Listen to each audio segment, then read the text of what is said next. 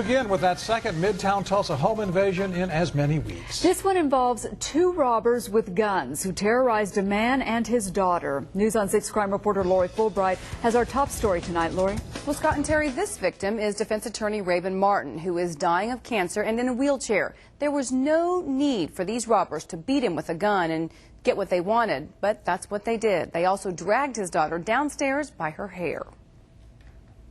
Yeah. Raven Martin was in his home Tuesday night around 10:30 when two men walked in through the open front door. They knocked him out of his wheelchair, then dragged his grown daughter downstairs and put her on the floor next to him.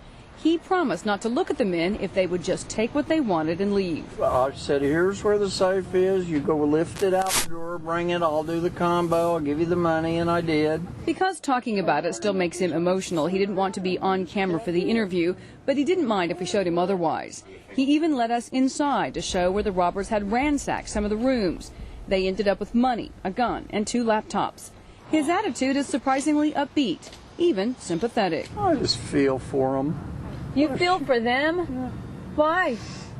Look what course their lives taking. Why, you know, well, you look back and you go, what'd you do? Well, I hit people in the head with a gun.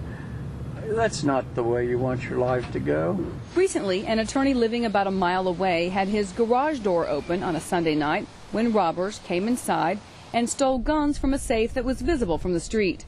Raven says he doesn't care about the items that were taken. He's just glad he and his daughter survived.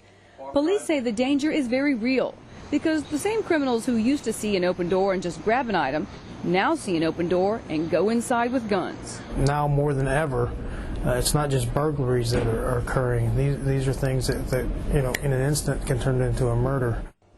Right now, police don't believe the connection is that both of the recent victims were attorneys. They believe instead it's because both victims had open doors. In the case in Maple Ridge, there were 4 suspects and they were wearing masks. The one last night, there were 2 suspects without masks, and some of the MO in each case was a little different. Police say you need to make sure your house is a hard target. That means closing, locking, and even reinforcing your doors. Lori Fulbright, the News on 6.